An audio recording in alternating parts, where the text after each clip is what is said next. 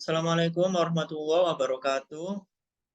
Kami dari kelompok 3 akan mempresentasikan hasil proyek UAS yaitu keanekaragaman hayati dengan judul perbandingan ukuran keanekaragaman hayati di bumi perkemahan Bedengan Selorejo, Kecamatan Dau, Kabupaten Malang. Adapun nama-nama serta anggota dalam proyek ini yaitu saya Kamal Nizam Amrullah, Nur Aziza, Lydia Wahyu Pratiwi, dan Imam Taufik.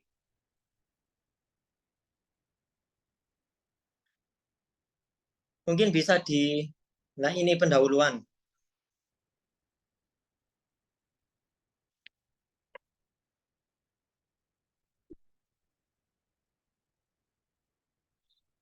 Baik, saya akan menjelaskan tentang pendahuluan. Secara umum, istilah keanekaragaman hayati berkaitan dengan bermacam-macam kehidupan di bumi. Keanekaragaman hayati berarti beragamnya makhluk hidup, baik makroorganisme maupun mikroorganisme, yang hidup di daratan maupun di lautan. Di antara keanekaragaman hayati yang ada di muka bumi ini adalah berbagai jenis tumbuh-tumbuhan. Oleh karena itu, penelitian tentang pelestarian alam dan pengembangan dan pembangunan berkelanjutan. Pada penelitian ini menggunakan metode plot atau plot sampling adalah pendekatan penelitian yang umum digunakan dalam studi keanekaragaman hayati. Metode ini memungkinkan peneliti untuk mengumpulkan data tentang keragaman hayati di suatu area tertentu dengan cara yang simetris, dengan cara yang sistematis.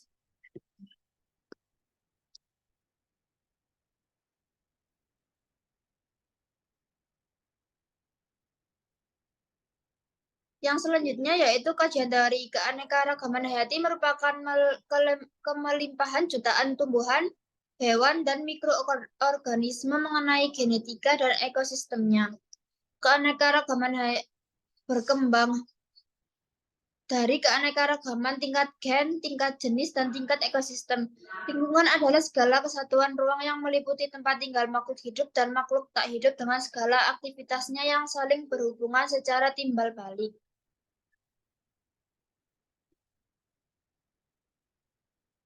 Yang selanjutnya yaitu herba. Herba adalah tumbuhan pendek yang berukuran sekitar 0,2 sampai 2 meter, tidak mempunyai kayu dan berbatang basah karena banyak mengandung air. Herba merupakan tumbuhan tidak berkayu yang tersebar dalam bentuk kelompok individu atau soliter pada berbagai kondisi habitat seperti tanah yang lembab atau berair, tanah yang kering, batu-batuan, dan habitat yang naungan yang rapat.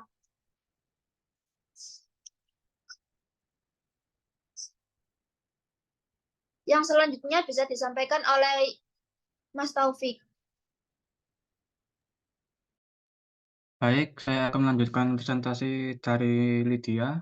Perdu adalah jenis tumbuhan berkayu yang memiliki cabang-cabang sangat banyak dan tidak tergolong tumbuhan semusim. Tinggi tumbuhan perdu hanya mencapai kurang dari 5 meter, dan sebagian besar memiliki percabangan yang banyak di dekat batang utamanya. Tanaman pohon adalah tanaman yang memiliki ciri batang berkayu, tinggi, dan struktur tumbuh seperti pohon. Pohon memiliki batang yang keras dan berkayu yang memberikan dukungan struktural utama untuk tanaman. Batang ini dapat tumbuh lebih besar dan bertahan selama bertahun-tahun. Salah satu karakteristik utama pohon adalah tingginya. Pohon tumbuh ke atas menuju langit dengan cabang-cabang yang bercabang dari batang utama. Metode penelitian. Metode plot atau plot sampling adalah pendekatan penelitian yang umum digunakan dalam studi keanekaragaman hayati. Metode ini memungkinkan peneliti untuk mengumpulkan data tentang keanekaragaman hayati di suatu area tertentu dengan cara yang sistematis.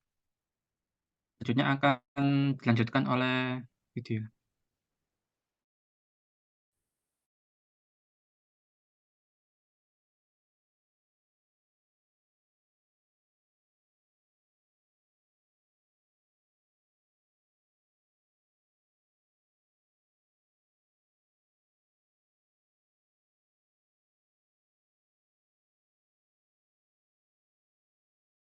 sama, yaitu sebesar 64,53%.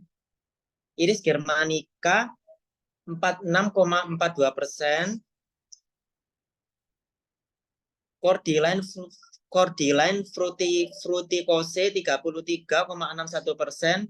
Solanum melongea dan Siteria lapifera dengan nilai yang hampir sama, yaitu 23,91%, dan Mangifera indica 19,20%.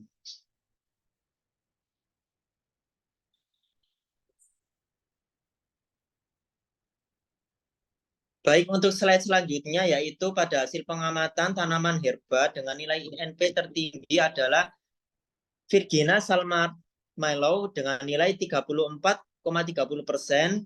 Lalu ada Dicanthelium clandestinum 31,15%, Elepanthopus caber 29,59%, Ageratum conizoides 22,74%, Mimosa pudica L 22,74%, Centella asiatica L 20,04%, Melissa officinalis 20,89%, dan Plantago major 17,19%. Baik, mungkin selanjutnya bisa dijelaskan oleh Mbak Lydia.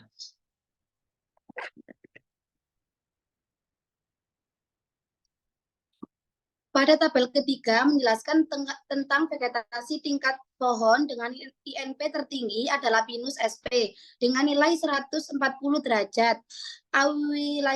Awilaria malasensis bernilai 90 derajat, 90% dan 70%.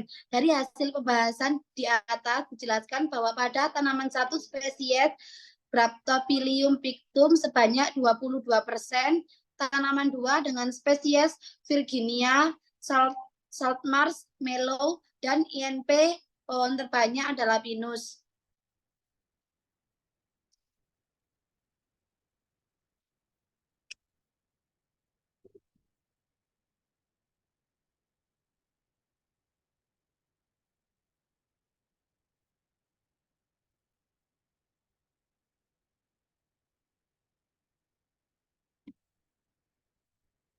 Baik, mungkin bisa untuk kembali ke slide yang diagram.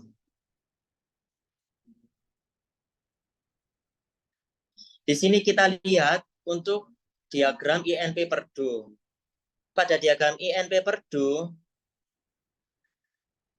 yang mendominasi yaitu di angka 22%, yaitu pada Celina canthus nutans, dan 22% juga di Gratophyllum pictum. Pada diagram selanjutnya, yaitu pada INP herba, dihasilkan nilai tertinggi, yaitu 11% pada Virginia saltmarsh-mallow. Sedangkan yang terendah yaitu pada spesies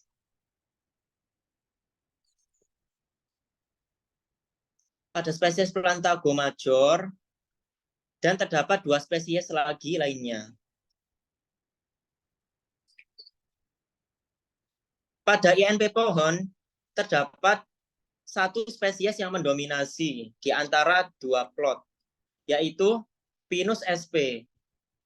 Sedangkan di 1 plot lainnya hanya 23%, yaitu Aqualira malacensis.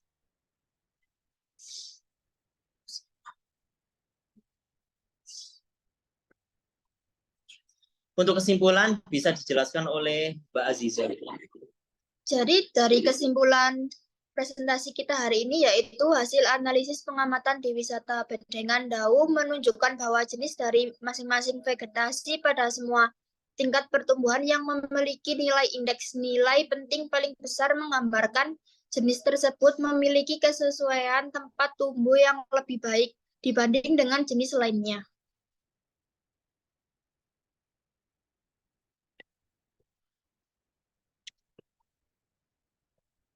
Baik,